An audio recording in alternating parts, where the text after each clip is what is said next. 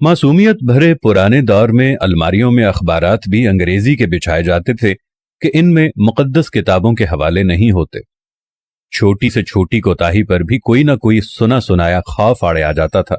जमीन पर नमक या मिर्चें गिर जाती थीं तो होशो हवास उड़ जाते थे कि क़यामत वाले दिन आंखों से उठाना पड़ेंगी। गदागरों को पूरा मोहल्ला जानता था और घरों में उनके लिए खुसूसी तौर पर खुले पैसे रखे जाते थे। मोहल्ले का डॉक्टर एक ही सिरिंज से एक दिन में 50 मरीजों को टीके लगाता था, लेकिन मजाल है किसी को कोई इन्फेक्शन हो जाए।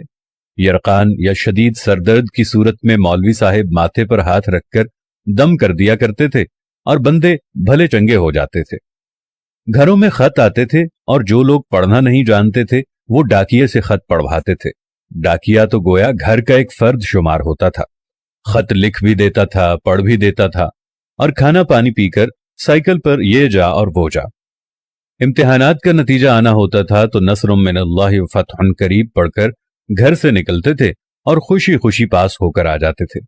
ये वो दौर था जब लोग किसी की बात समझकर ओके नहीं ठीक है कहा करते थे। मौत वाले घर में सब महल्लेदार सच्चे दिल से रोते थे और खुशी वाले घर में हकीकी कहकहे लगाते थे। हर हमसाया अपने घर से सालन की प्लेट साथ वालों को भेजता था और उधर से भी प्लेट खाली नहीं आती थी। मीठे की 3 ही अकसाम थी, हलवा, जर्दा चावल और खीर। आइसक्रीम दुकानों से नहीं, लकड़ी की बनी रेड़ी से मिलती थी जो म्यूजिक नहीं बजाती थी। गली गली में साइकिल के मैकेनिक मौजूद थे। जहां कोई ना कोई महल्लेदार कमीज का कोना मुंह में दबाए पंप से साइकिल में हवा भरता नजर आता था। न्याज बढ़ती थी तो सबसे पहला हक बच्चों का होता था। दूध के पैकेट और दुकानें तो बहुत बाद में वजूद में आईं। पहले तो लोग भैंसों के बाड़े से दूध लेने जाते थे। गुफ्तगू ही गुफ्तगू थी, बातें ही बातें थीं, वक्त ही वक्त था। गलियों में चारपाइयां बिछी होती थीं। महल्ले के बाबे हुक्का पी रहे होते थे और पुराने बुजुर्गों के वाकयात बयान कर रहे होते थे। जिन घरों में टीवी आ चुका था उन्होंने अपने दरवाजे महल्ले के बच्चों के लिए हमेशा खुले रखे। मट्टी के लेप की हुई छत के नीचे चलता हुआ पंखा सख्त गर्मी में भी ठंडी हवा दिया करता और फ्रिज के बगैर भी मटके और सुराहियों का पानी ठंडा रहता था। फिर अचानक सब कुछ बदल गया।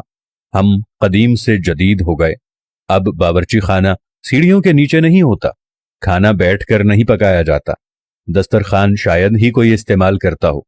मंजन से टूथपेस्ट तक के सफर में हमने हर चीज बेहतर से बेहतर कर ली, लेकिन पता नहीं क्यों इस कदर सहूलतों के बावजूद हमें घर में एक ऐसा डब्बा जरूर रखना पड़ता है जिसमें डिप्रेशन, सरदर्द, ब्लड प्रेशर, नींद और विटामिन्स की गोलियां हर रोज मौजूद होती हैं। जरा खुद के घर के बारे में ये सारी बातें सोचकर देखें तो आपको सब कुछ यकीनन नजर आएगा जैसा मैंने आपको बताया है। आखिर ऐसा क्यों है?